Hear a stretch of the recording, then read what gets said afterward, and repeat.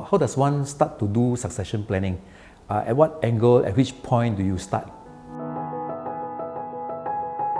Okay, been in the business for 37 years. I actually spent the last 20 years actually researching on this subject matter because it's very close to my heart. And then I continue to attend courses, grow more in depth to understand this business, this complex matter called succession planning, so that I could actually work with business owners and show them how to actually do succession planning. Succession planning is still a subject matter that not many people actually went down more in depth to really do this area of planning. In my experience, as far as I know, regardless of how many years you're in the business, how small or how big, anybody and everybody would require some form of planning actually. So I came up with this acronym called ABCDEF. So I say succession planning is as simple as ABCDEF. A stands for asset protection planning. B stands for buy, sell or business will. C stands for credit protection planning. D stands for director key man planning. E stands for executive retention and reward plan. And then last but not least, family business / family offices. So A stands for asset protection planning. Okay.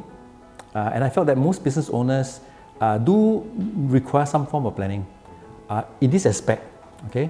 Because when they run businesses, they take risks, they sign contracts, they take loans, there will be a fair amount of risk that they will take. So one of the things that they should do is actually to protect their assets. There has to be some measure that has to be taken place before things happen.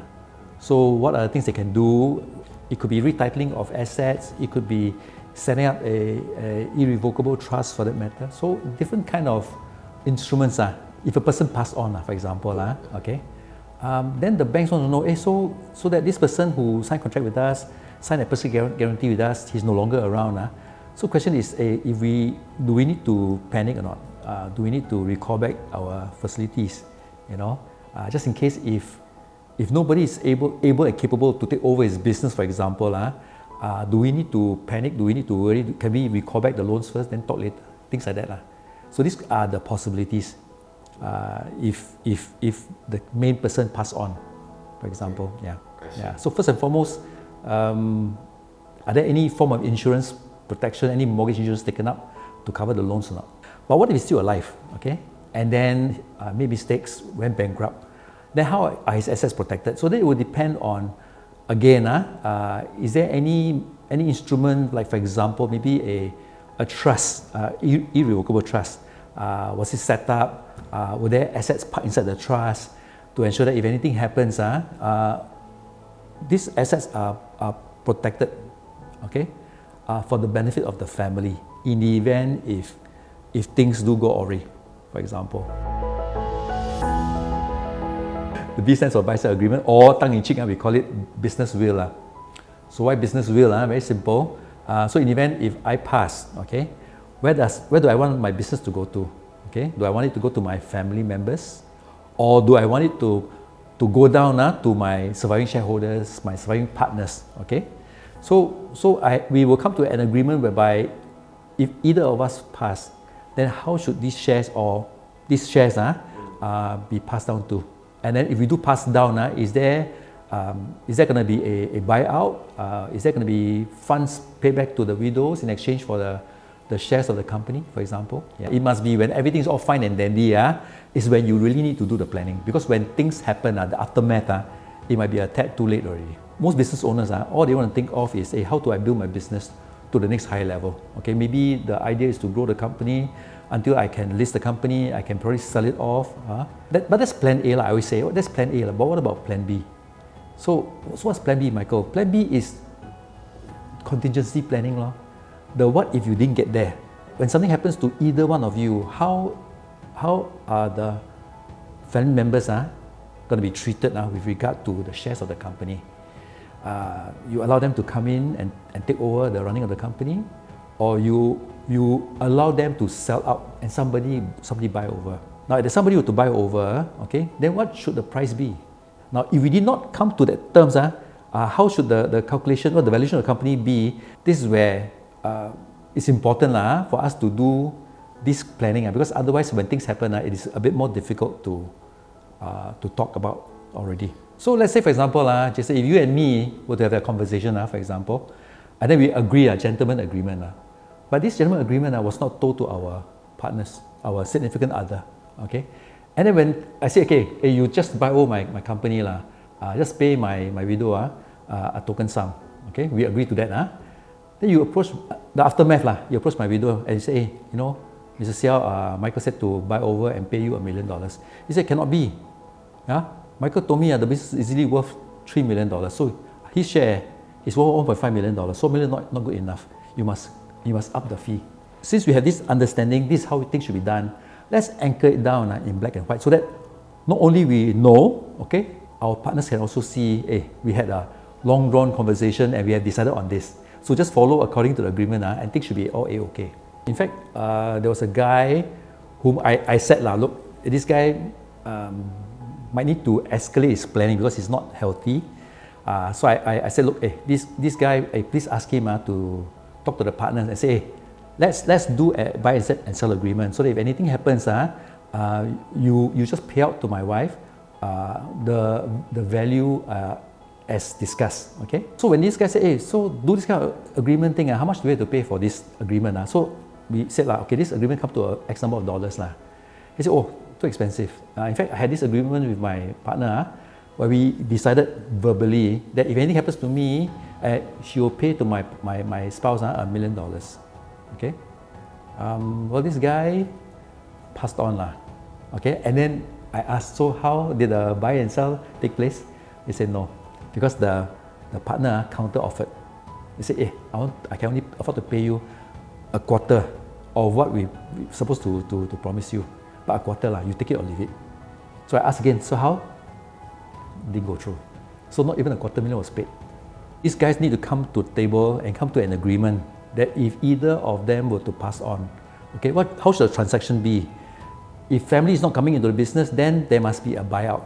So if the buyout is going to take place, then how should the payment be made? Is it going to be a lump sum payment or is it going to be by installments? But for sure, somebody must buy, somebody must sell.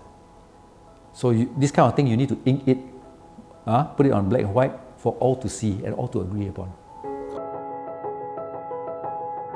So C stands for Credit Protection Planning. Now this one is very serious because while business owners do business, sometimes they use facilities from the banks. Okay, and actually the banks can't just lend you money, right, without tying you down to some form of contractual agreement. So you say, okay, if you take X millions of dollars from me, I need you to sign your personal guarantee, okay, and plus all your other directors of the company, they all have to sign as co-guarantors. So very simple, if anything happens, I need to recall back my money, I will then approach you and say, hey, can you pay back my money or not, or I can go to your co-guarantor and say, hey, come pay back my money, okay. So because of that, business owners take risks. So like my dad, okay, also took risks. Then when things happen, couldn't afford to pay back the creditors, then when they have to be declared bankrupt. So likewise for business owners today, they not only take loans from the banks, they also are given credit facilities from suppliers, from leasing companies and all that. But when things happen and they want back their money, are you able to cough up the necessary money to them or not? After the health incident, even the creditors were feeling sorry, they were business partners before, but today now they have to take action, but they got no choice. If they don't take action, they don't get back their money. So even though they saw my dad lying helpless, can't do anything, can't talk even, but they have no choice. They have to do what is right, otherwise they don't get back their money. But what about plan B? Plan B, what if you don't survive? What if you don't wake up one morning, okay? Then what's going to happen? How do we all know that one day my dad gonna end up with a stroke? Nobody knew. But when that happens, okay, then we're scrambling. Hey, so how? Got money to pay or not? No money. Then bankrupt you see? And in that manner, it affected the business. Business had to close down. It affected the family. Are you protected or not? Is your business ring fenced? Make sure that if you don't wake up one morning, okay, or you had a stroke, just make sure that the loans are going to be covered, are going to be paid for. If the banks do recall back, the funds are there, okay, to pay them off. So what will happen is that that's why I said we have to effect an insurance policy on your life to cover death, to cover disability, or if you are ready, we could also include critically ill as well. So if any of these 2 or 3 happen, the loans are paid off. So once the bank receive their share of the money, and that's it. That's how we stave off such a risk. A stands for asset protection planning. So mean to say, if anything do happen, are my assets ring fenced and protected or not? Okay, so that's why I mentioned it's one of the first thing that I would advise my clients to do. Okay, ring fence and protect your assets. Okay. B stands for buy-sell agreement or business will. So this is in the event if upon my demise, upon my death, okay, where will my shares go to? Will it flow back to my family, or would I prefer my business partners take over the shares from me? Okay, and of course, after taking over, then what is the arrangement? How should my widow and children be paid? Okay, so that's why the business will is important. Where should the shares of the company go to in the event of my death? And of course, last but not least, credit protection planning is all about ring fencing and protecting the business from loans taken up to conduct business, and then because of my demise, banks may recall back the loan. So then in this instance, upon my demise, how are my business assets protected? How are the banks going to be paid off the loans that we have taken up?